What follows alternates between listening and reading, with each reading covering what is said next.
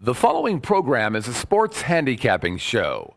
That's right, we will be discussing sports betting and all kinds of other gambling stuff, including game predictions. As you know, not every bet will win, but we do our best. Feel free to use this information at your own risk, and remember, wager wisely, folks.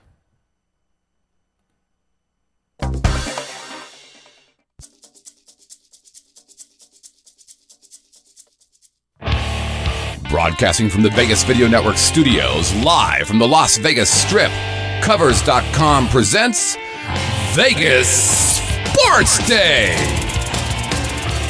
And now from the sports betting capital of the world, here are your hosts, Teddy and the Professor. It's 11 a.m. on a Wednesday morning here in beautiful, sunny Las Vegas, Nevada, and you are watching Vegas SportsDay, the pulse of the sports betting world. I'm your host, Teddy Covers, joined as always by my esteemed colleague, the Professor, Dave Malinsky. Coming up today, some old childhood memories of tabletop dice baseball games actually help us to break down an NBA situation. When you find an early season Garden of Eden, what do? You keep picking the fruit until sooner or later you do get tripped up by the apple. And the sad case of how the late night Munchies have turned one college basketball team season inside out. Baseball dice game, is that a Stratomatic reference? Of course it's a Stratomatic reference. Nice, nice. I haven't even thought about that game in about, 25 years at least. But Dave, let's not talk Stratomatic baseball. Let's talk first take. What did you see last night that you want to share with our viewing audience? Something that was just remarkable, and as much as you enjoy watching it, you have the conundrum the next day is, what do you do about it?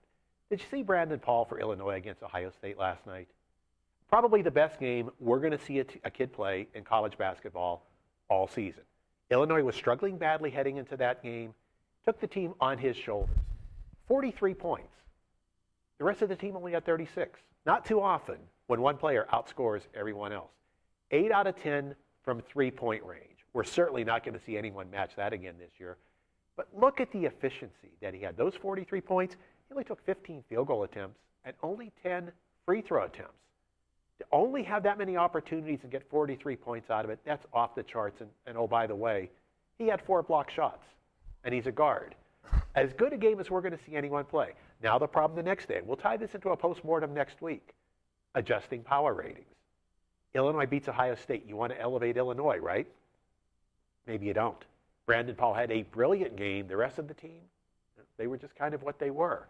So next week, we'll break down settings like this, talking about how when one player has a real extreme performance, you have to be careful the way you adjust the team afterwards. Teddy, on this beautiful Wednesday morning, outside of fighting the CES traffic to get here, what did you bring in? What do I bring in? Something that I've been dying to talk about for weeks. We teased it back in December. We couldn't make an official announcement until this very day.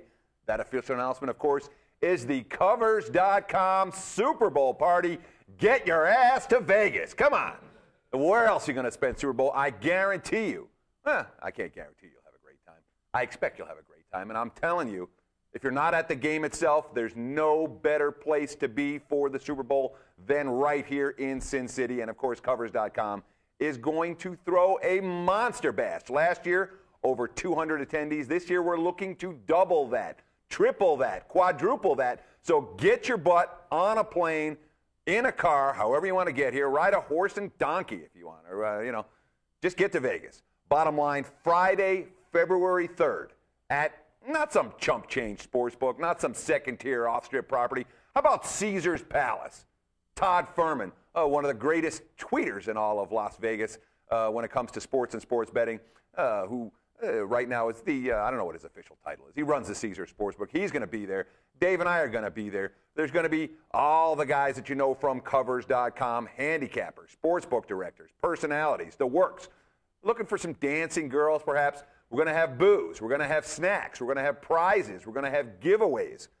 This is what you have to do to show up or to come to the party. RSVP. That's it. The email address is party@covers.com. I'm not even going to flash it up on the screen because it's so easy to remember. Party@covers.com. Send them a quick email. Say, hey, I'm so-and-so, and I'm going to be there. Look forward to meeting you. And yes, we'll talk about it more on the show as we get closer to the event. But the bottom line is Friday, February 3rd, Cover Super Bowl party. Be there or be square. Nobody wants to be square. Okay, it's Market Watch time. And we promised on yesterday's show we were going to do a breakdown of the NFL divisional playoff round. We did it last week when we talked about the wild card round. And now we're going to take a look at the hard numbers long term when it comes to divisional playoffs. We're going to spend a lot of time over the next 3 days breaking down these divisional playoffs. And first, the market behavior themselves. Here are the hard numbers, all right? Favorites over the course of the last 26 years. Favorites in this round, 73, 67, and 3. Nothing much to work with. Home teams straight up, yeah, they've been winning, 101 and 43. Home teams against the spread, 75 and 66. Nothing to write home forward there. The shorter favorites have struggled a little bit, 34, 36, and 2 ATS. But the bigger favorites, favorites of a TD or more, 40, 30, and 1 against the spread. If you've been laying chalk in the divisional playoff rounds, you have been making money long term. Now, two things worth noting there. One, when we talk about margins, 74 of these 144 games were decided by 11 points or more, double-digit victories, comfortable double-digit victories.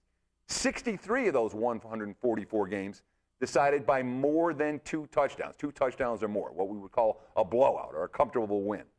But over the last 5 years, we have seen a trend in the other direction. These are 26-year sample size numbers. We look at just the last 5 years. It's been the dogs that have had the edge in this round.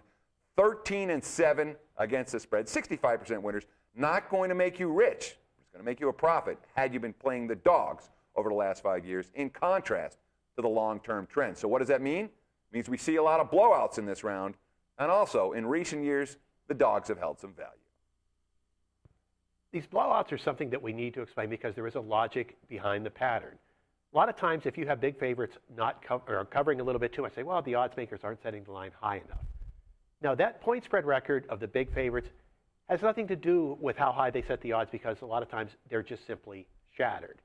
Here's the issue you have to focus on. In the regular season, when you're down big in a game, you keep playing because you have to come back and play again the next week. You stay focused, you prepare. You've got a lot ahead of you. Problem at playoff time, you get down big in the second half, you know your season's over. So you tend to slack off a little bit. That same mentality isn't there. There's no difference in losing a playoff game by 21 as opposed to 28 or 35.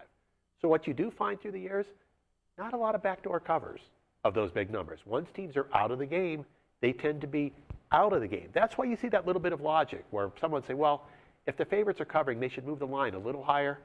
No, they move the line about as far as they can.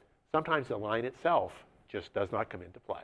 And that's key in two different scenarios. One, it's key for your halftime wagers. We don't talk a lot about second half bets and second half betting strategy, but in this instance, you see a team slapped around in the first half. Sometimes you say, oh, I'm going to take advantage of the added line value, take them in the second half. This may not be the week to do that. Teams that are ahead, and normally I would never recommend to someone, when a game is lying 10 and they're up by 21 at the break and they're laying 3 in the second half, I never say, hey, lay 24 in a game you could have laid 10 with an hour and a half ago. Sometimes on divisional playoff weekend, that might be something you'd want to consider. The other thing that you want to remember with all of these blowouts in this particular round, as Dave said, effort not necessarily going to be there. We saw it last week from Atlanta. We saw it from Cincinnati. Teams that are down, they're likely to stay down. So even though what's freshest in your mind is seeing all of the road teams this week who looked so good last weekend, that's what you saw last, that's what you remember. Take it with a grain of salt sometimes. I'll be on a couple of dogs this weekend, but not all 4 of them, I'll tell you that much. It should be a lot of fun. Dave, got an email for us that we want to talk about? Yeah, let's go to that. We've got to note this came from William, and it addresses something that we had talked about a little bit yesterday on this show when we talked about the Kansas State-Baylor game and the fact that even though there were some elements to that could lead to an under handicap, these were settings where we're not comfortable because in a close game you can get a little bit of a scramble late. William says, do you handicap the fact that games that are on national TV seem to play to the over more often than the under due to the fact that team intensity is up for the national audience And 2, the last 2 minutes of these TV games can result in 10 to 15 points on fouls. Maybe some coaches don't want to look like they gave up late in games and continue to foul even when the game is out of reach. This can push it under to and over very quickly. I'd really like to hear your thoughts on this. We did touch upon that a little bit. If we're looking for totals, we're hesitant on pick-em type games as unders because the door is always open for that late scramble element in the final 2 minutes. The reason why it seems to happen more often on television, though, TV draws better games. Most of these conference setups will take the better matchups for the better ratings. So you're going to see more competitive games, not that many high lines. But also, yeah, you do have a few coaches of the bad teams. When they get that rare television time, they don't want to go down without a fight. They will drag a game out a little bit longer. But, Dave, you make a great point there, talking about the difference between games that are supposed to be very competitive, games lined at, say, 5 or 7 or less, games in that pick-em range, games that could very easily have a large number of scramble points at the final minute or two of regulation, versus the games with the double-digit spreads, where one team is expected to control the pace, the tempo, the game itself. I personally am much more inclined to be betting unders in a game with a double-digit point spread in college basketball than I will with a game with a single-digit point spread in college hoops. So, interesting question, interesting discussion. Thanks for sending it in. And speaking of questions, I know that there are a lot of you out there who've been sending in emails. Great questions. We're going to get to as many as we can on air every day. Please keep them coming in. The email address, sportsday@covers.com. Of course, you can follow us on Twitter, @VegasSportsDay, and get involved in the community. Heck, you're coming to the party? Tell everyone about it. Covers.com/posting of active discussions and threads going right now. In Philadelphia, there's a crack in the Liberty Bell. We think we may see a crack in the 76ers statistics as well. That's coming up in the Postmortem. You're watching Vegas Sports Day. Are you looking for the latest odds, the fastest scores, the most important trends, and the best matchups and stats? Are you looking for the key late-breaking information that can make you a winner? Well, Covers.com has the answer. The world's largest sports betting community gives you a front row seat in the heart of the action, from the opening lines to the final scores. If you want to stay ahead of the game, Covers covers the numbers.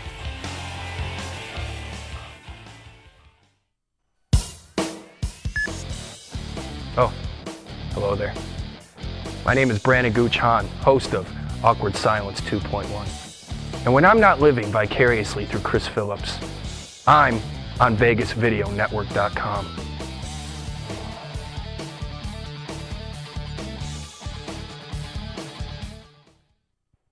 Okay, guys, time to scrub up. Let's get those surgical masks on. It's time for the Postmortem. We're going to take you deep inside the game to show you the things you should be seeing, but probably aren't. It's going to be showdown time in the Atlantic Division tonight when the Philadelphia 76ers travel to Madison Square Garden to face the New York Knickerbockers. Doug Collin and his surprising team have opened 7-2, one of the major emerging stories of the young season, and they're doing it on both ends of the court. Philly right now ranked number 1 in offensive efficiency and number 1 in defensive efficiency, number 8 in rebounding. When we see a team making it happen across the board like that, it usually makes us believers, making a lot of other people believers. Look no further than NBA analyst John Hollinger on ESPN.com, who ranked Philadelphia number 1 as the best team in the league, ahead of Miami, ahead of Chicago, ahead of Atlanta, Denver, Portland, yada, yada, on and on down the line. Hollinger called them the number 1 team in all of basketball in his power ratings yesterday. But we aren't there yet with Philadelphia, and that's what this Postmortem is for. Okay, some of you of the right era could remember being a kid and playing these tabletop dice baseball games. Stratomatic being one of the big ones, APBA being one of the big ones, and these cards that mimicked all the players. That was a whole lot of fun. When you're a young kid in western Pennsylvania living in a rural area, you got through the summer that way.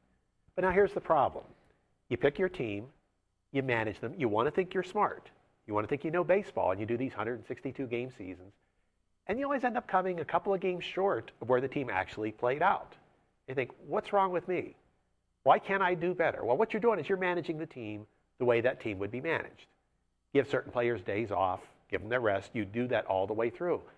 But you know what so many of us did when we were younger, and we find this out from talking to other people? We always made sure the other team had their best lineup out there. And that's where that little bit of an issue comes into play. That no, when you were going to play the Phillies, Mike Schmidt wasn't going to play every single game. But you didn't incorporate for that, so your managerial skills dropped a little bit. You didn't perform as well as you thought you could. Same problem we find with the 76ers. Yeah, those numbers look good. Real good. But they're not as good as that. Now you come into the operating room, you slice the 76ers open. Here's what you find, and this has contributed a lot to the numbers. Now, we like the Sixers, we like Collins, we like the chemistry, but they're not as good as those overall numbers Teddy just read off to you. Here's why. Last night they played Sacramento. Missing from Sacramento, Chuck Hayes, Marcus Thornton. Beginning of a pattern. 2 games back, they beat Indiana. Well, there was no Danny Granger. They beat Detroit. Rodney Stuckey, Ben Gordon, they didn't play. They beat New Orleans. Trevor Ariza, he didn't play. They beat Golden State. Monte Ellis, he didn't play. They lose at Utah, despite the fact that Al Jefferson, he didn't play. 6 of the last 7 games, Philadelphia's been up against a team without at least one starter. 2 of those 6 had multiple starters out. And you could make a case that except for New Orleans, all of them might have had their best player out. You wouldn't notice that if you just look at the team's names in those stat columns. Yeah, the Sixers have been good, but they've also been very fortunate so far. We can't give them that rubber stamp just yet in those stat columns. Now time to shift to the NFL, and we're going to do this in both postmortem segments tomorrow. It's Coroner's Inquest time. It means we're going to go back and dig up a game played earlier this year and go a little bit deeper into it. And the reason why we're going to do this the next 2 days, 3 of the 4 playoff games are non-divisional rematches. Sometimes there's a lot of food for thought that can come out of these first settings. When it's division against division, you already know your opponent. When it's non-division, it's a fresh game plan, both for you and for them. So a lot of times we like to see who has the matchup advantages, maybe who has the coaching advantages. First time around Denver, New England, not all that long ago. Just a couple of Sundays. Patriots closed the 7-point favorite. Total closed 47.5. Final score New England, 41-23. But what a unique path to get to that final score. Maybe something we can learn here. Oh, yeah. We can learn plenty from what happened in the first meetings. In all game, Denver wants to run the ball early. They want to control the clock. They want to play for field position. But no matchup is as important in this particular situation with Denver facing New England as keeping Tom Brady and the Patriots offense off the field. That's what Denver's entire game plan in the first meeting was designed to do. So what happened? The Bronco game plan worked like a charm in that contest. It was freaking fabulous. It really was. The first drive, 80 yards, 9 plays. 8 of those 9 plays were runs. Tim Tebow capped it off with a 9-yard touchdown, and even with a missed PAT, 6-0 Denver. New England only needed 5 plays to go 80 yards to counter. Tom Brady hitting Chad Ochocinco, 33 yards for a touchdown, 7-6 New England. Second Denver drive, 82 yards, I should say. Only 4 plays, 3 of them were rushes. Lance Ball, 32-yard touchdown run for the Broncos. They're up 13-7. Then they got a stop of New England. The third Denver drive, 63 yards, 10 plays. They kicked a field goal on 4th and 1 at the 8-yard line. 16-7 Bronco lead. Remember, this is a New England blowout. This is what happened early in that game. It couldn't have been any better for Denver. They lead 16-7. They had 16 running plays out of 23 total, executing their game plan to perfection. But that nearly perfect opening didn't really give them any control because they turned the ball over on their next 2 possessions. By halftime, that 16-7 lead was now a 27-16 deficit. That extended to 34-16 into the fourth quarter, and the Broncos never really got back into the game. The final counts. Denver ran the ball remarkably well. 31 rushes for 252 yards. Team that's run for 252, they tend to win games. They tend to cover spreads. Denver didn't. Tebow's passing efficiency was good. 11 of 22, 194 yards, 0 INTs. So he's averaging in that 8.5, 9 yards per drop back. Good numbers. 4 different Broncos had runs of 25 yards or more. 3 different Broncos caught passes of 22 yards or more. But Denver had a -3 turnover differential in that ball game. And against a very good team, that's going to get you in trouble. The 3 turnovers turned into 17 Patriots points. The other problem that Denver had in that ball game, Well, they didn't have a pass rush. Tom Brady negated that pass rush, working to the tight ends. He finished 23 of 34, 320 yards, 2 touchdowns, no picks. Aaron Hernandez and Rob Gronkowski combined 13 catches, 182 yards, 1 touchdown. Von Miller, someone who we talked about on the show a fair bit as being an impact rookie defender, 1 tackle, no assists, no sacks. So what's our task at hand from here? Well, we have to evaluate the impact that those turnovers had. Did the Patriots defense ever really make adjustments? Can they make adjustments here against Denver? And can the Broncos generate more pressure on Tom Brady in the second meeting? We're going to be looking for the answers to those questions in Money Time tomorrow. When we come back, just because you can run a good pick and roll on the court doesn't mean you should try to run one around a cop in your yard. Top of Insider Six Pack will tell you just what that means. We're watching Vegas Sports Day. I'm Courtney Leone. This is Vegas Video Network. You want me to mention awkward silence? Let's do that then, okay. Never been on set here before. I'm always out live on location for Awkward Silence 2.1. I'm Courtney Leone, and you're watching the Vegas Video Network. Good? Better?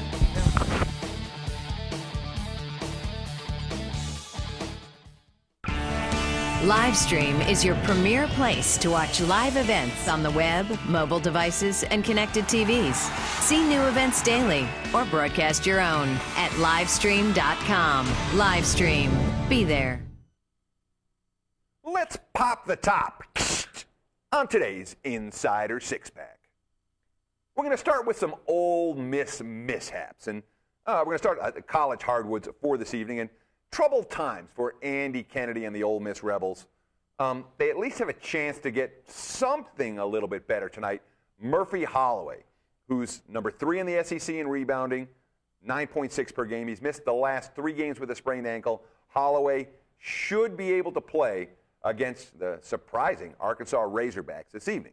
Holloway dressed and warmed up on Saturday at LSU, but he did not get in the lineup, and boy, the Rebels did not respond well in Baton Rouge. They lost that game 81-55. The first game after leading scorer Dendricius Nelson and reserve Jamal Jones were kicked off the team on Thursday, less than 48 hours after Nelson had been arrested and charged with possession of drug paraphernalia. And folks, we can't make this stuff up. This is just a classic story. 1:24 a.m. last Wednesday, a police officer responded to what he thought was the smell of marijuana coming from Nelson's residence. No one responded to the police officer's knock. As the officer was leaving, he came across a Domino's delivery guy and asked where he was going. He said that he was going to Nelson's apartment.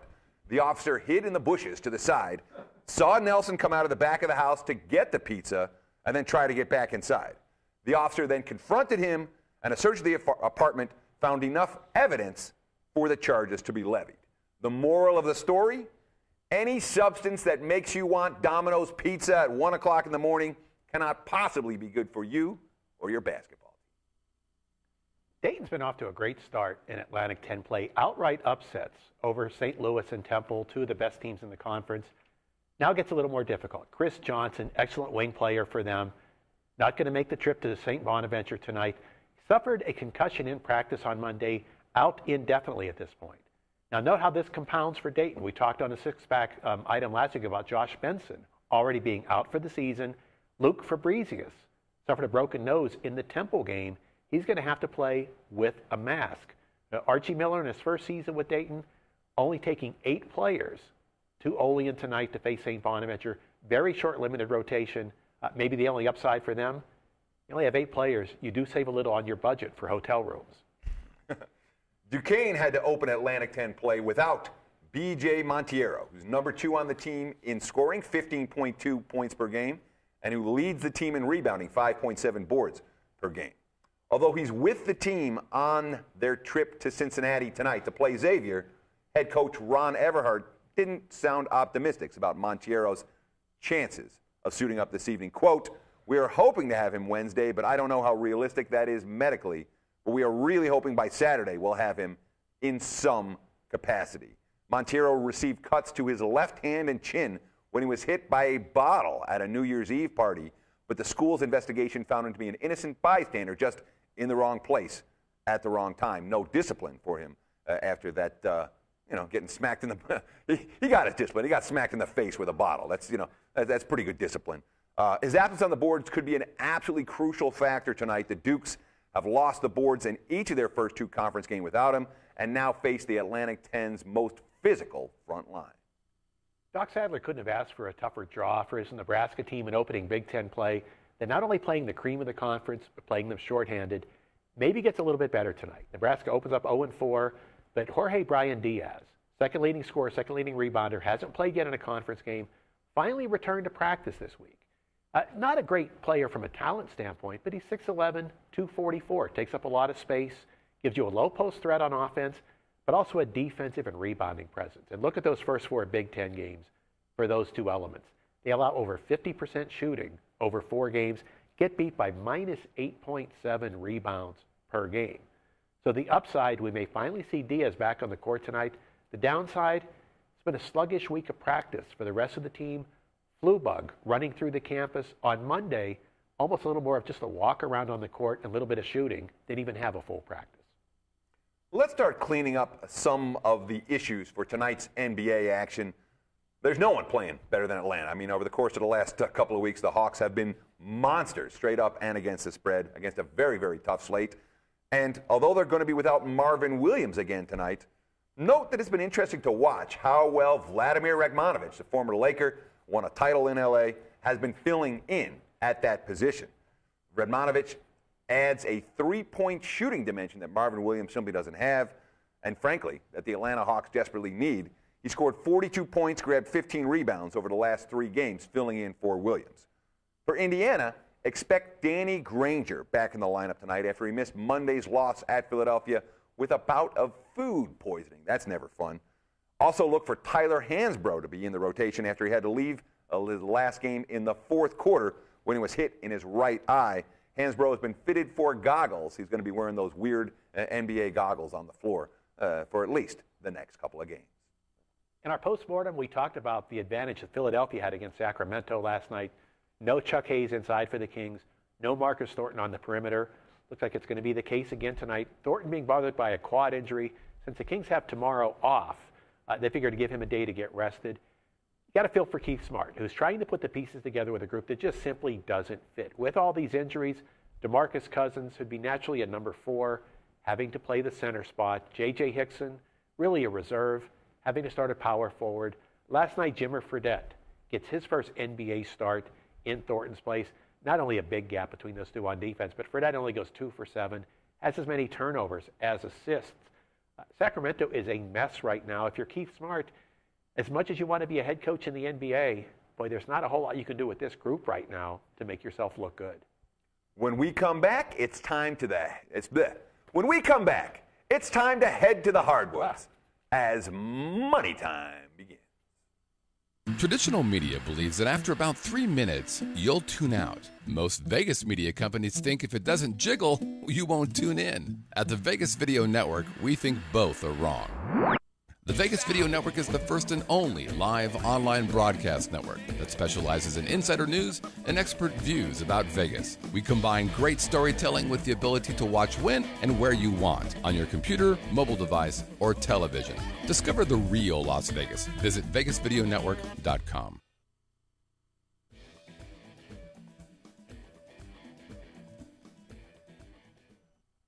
Okay, guys, let's raise the roof. It's money time.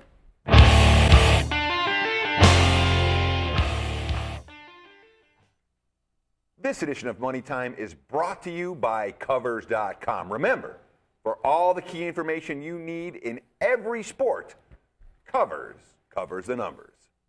Let's go to Boston, where tonight the Celtics 5.5-point home favorites against the Dallas Mavericks, and it's a different Dallas team right now without Jason Kidd manning the point. We saw Delonte West, former Celtic, guy who won a championship in Boston, man the point for Dallas. How about this?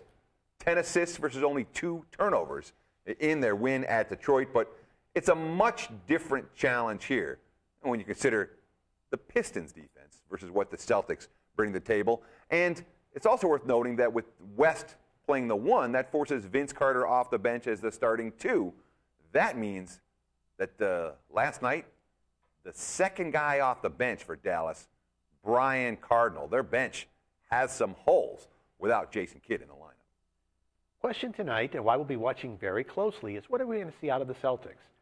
Very unusual setting for them in this shortened NBA season. They haven't played since Friday. That's a rare chance to get out on the practice court. But from their confidence level, they think that they really need it. We're going to give you quotes from Doc Rivers and a couple of the players right now talking about how this is a different Celtic team than we're accustomed to seeing. First, starting with Rivers, we're just not there yet as a team. I think we've got a tough group of guys. We just haven't all bought in yet. It'll come. I'm not that concerned by it. I just know we need it. We've got to be a hit-first team, and we'll get there. Because that's what the Celtics have been the last couple of years. But you had Kendrick Perkins. You had Glenn Big Baby Davis. You had some hit-first guys. Let's talk about the players now and see how they feel about the absence of those guys. First from Rajon Rondo, referring to the Rivers comments, he's right, especially in the Indiana game. It was an ugly game both ways, but they beat us. They pushed us out of our offense. They just did what we usually do to teams in the past, and we haven't done it in a while. Now, I'll follow up from Paul Pierce.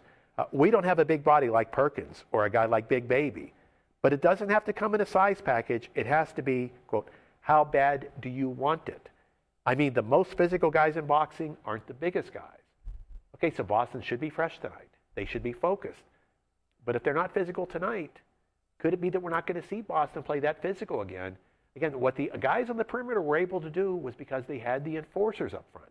Right now, they don't have those enforcers. It is worth noting, however, that Dallas playing their first road back-to-backs of the season, while the Celtics fresh off since Friday, coming off those intense series of practices. Dallas on the court last night in Detroit was a comfortable win for the Mavs, but still, the only time we've seen them with a back-to-back situation previously this year, with the second game on the road, they went to San Antonio and got annihilated 93-71, a complete no-show for Dallas in that contest. Let's go to the Staples Center for a big showdown tonight. Miami taking on the Clippers. Miami right now about a 4-point favorite. And yeah, you didn't watch the end of Miami last night, did you? No, you saw they were up 17 in the second half. They're playing Golden State. No Ellis, no Biedrins. They're going to roll home. So you didn't stay up late. You should have, because it was fascinating to watch. Golden State rallies from that 17-point deficit, tie the game in regulation, win the game in overtime. And what do we see in the fourth quarter that we saw so much last year? Miami melting down offensively. 2 for 17 in the fourth quarter. One of the two makes a dunk by Udonis Haslem. So when they actually shot the ball, 1 for 16. And most interesting of all, those 16 shot attempts, none of them from a guy named LeBron James. The Heat really haven't solved many issues yet, have they? Yeah, and especially when that's happening to a team like Golden State. Again, 0 field goal attempts from LeBron in the fourth quarter. Reminds me of the NBA Finals, when we saw LeBron completely taken out of his game. But this time, it's not against a champion. It's against a chumpion. I mean, Golden State is not, I'm thinking football. Golden State is not a playoff, they might be a playoff caliber team. They're not a playoff team this year. They weren't a playoff team last year. They haven't been a playoff team in recent years.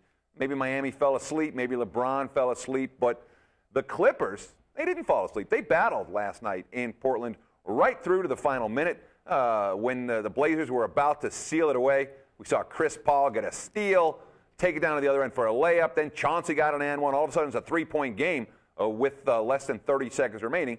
And Portland's end game was fine. They hit all their free throws. The Clips had a turnover, a couple of turnovers actually on 2 consecutive possessions. Blazers win and cover, but some positive signs for the Clippers in that ballgame, most notably on the boards. We mentioned on yesterday's show that the LA Clippers had not won the rebounding battle in any game this year. Well, they won one yesterday against Portland, who'd been a top-notch rebounding team. And some of that had to do with Reggie Evans getting some playing time off the bench. He's been a non-factor so far this season, but he had 7 boards in less than 17 minutes of action last night and could give the Clippers some much-needed low-post muscle. Blake Griffin, a phenomenal offensive player. His defense and rebounding still something of a work in progress. And this is a Clippers team that has allowed 51% shooting last night, only forced 11 turnovers. That's been their biggest weakness so far in 2012. And we talked about the Clippers yesterday. We talked about the bottom line in rebounding and defense. When we chart the defenses today, number 25. That's the bottom tier. Rebounding, number 29, even after showing a little bit better with Evans. This is going to be their difficulty. How do they defend a team like Miami? Now, you like that idea of Paul and Billups in the backcourt together because there's that savvy leadership. Both guys can create or run the offense. One of them has to guard Dwayne Wade. We don't know who that's going to be. Caron Butler can actually get out and guard LeBron James a little bit. He can get physical with him. But the rest of this is just tough matchups all over the place. Griffin will struggle to guard Chris Bosh. So the Clippers defensively may be a bad matchup tonight. We kind of wanted to play this game over the total. The odds makers were a little bit too sharp with it early. We're seeing 203, 203.5. If there's any trickle back over the course of the day, maybe a little over for your pockets in this matchup. Both teams figure to attack aggressively. Let's go to St. Louis. We'll take a look at the hardwoods in the college variety right now. Temple and St. Louis. We're seeing the Billikens -8. And, hey, Rick Majerus' team has had a phenomenal start to the season. I've made money with them. If you've been anyone who's made money with them, if you've been betting on St. Louis so far this season, they have been consistent money makers in just about every role. But it's a market conundrum a little bit because this St. Louis Billikens team, we know how good they are. Dave knows how good they are. You know how good they are. The betting markets know how good they are. Yeah, they have Sweet 16 potential. This team is absolutely has the talent level and the level of execution and the level of experience to make a significant postseason run, but everybody sees that. You're not getting real bargains with St. Louis at this stage of the season. So many times when conference play begins, we can talk about horses stepping up or down in class or where you find some real line value. This series is going to be a real good example. We're going to bring two ways of approaching this. One, if you remember back in football season, we had what we call Senior Bowl in the Postmortem segments, taking the last 4 years of programs head-to-head, the lifespan of the 50-year seniors, and looking at those results to see if there was something in the program versus program matchups that goes outside the realm of the way it's being priced. Boy, does this series do that. Now, it just so happens the last 4 years, that's the Rick Majerus versus Fran Dunphy arc. Take a look at these 4 meetings. Last year, Temple, 65-40. 2 years ago on this court, Temple, 57-51. 3 years ago, Temple, 57-53. You go back 4, it's Temple, 54-53. You notice 2 things. Temple wins every game. Also, every game, slow, low tempo. So how does one team all of a sudden become an 8-point favorite when that's the history? Strength of schedule. Heading into conference play, sometimes you see big disparities. Here's where they are as of today, and we'll use the 2 good independent sources, Ken Pomeroy and Jeff Sagarin. St. Louis strength of schedule, 270 on the Sagarin ratings, 240 on the Pomeroy ratings. That's way down near the bottom. Temple, number 11 on the Sagarin ratings, number 8 on Pomeroy. That's one of the bigger schedule gaps we'll find for any teams from the same conference this time of the year. That's where this 8 has come from. And, of course, the Temple Owls really have the veterans to be tough outs in these road environments. We've talked about Temple in this role. We like them as road dogs. Look, you have the seniors, Juan Fernandez, Ramon Moore, I should say. You have the juniors, Khalif Wyatt, Roller Hollis Jefferson. They have the veteran leadership that serves them well in hostile environments like this one. St. Louis has been very good so far this year, very good to my pockets, very good to my clients' pockets, but not in this matchup. Nuh-uh. But Dave, that's not where we're going to go for play of the day today, is it? We're going somewhere else. We could take a little Temple along for the ride, but no, we'll go back to something we've touched upon on this show in both directions. We've been pointing out Portland as a play-on team from the start this year. Last Friday, we talked about a lot of the Orlando issues, using Chicago as a play of the day against the Magic. They got the wrong line here. Portland, a 3-point home favorite against Orlando. No, this is a 6 or 6.5 waiting to happen, which you'll see as the season progresses. Portland better numbers across the board than the Magic, despite facing a much tougher schedule. Orlando's only played 2 playoff teams so far, not competitive at Oklahoma City or against Chicago. Let's go back to the Rose Garden, our own little Garden of Eden so far this year. Play the Trailblazers, minus the 3, as the Vegas Sports Day play of the day. Well, this has been a little bit of a Garden of Eden, Dave, except for that you're no Eve, unfortunately. But and you're Adam. I mean, I'm not even going to go there. Forget the religious stuff. That's it. We're wrapping it up. Thank you so much for taking time out of your busy day to spend with us. For Malinsky, I'm Savransky. Enjoy the games and good luck. We'll be back again tomorrow, and we'll see you at the Super Bowl party right here in Las Vegas.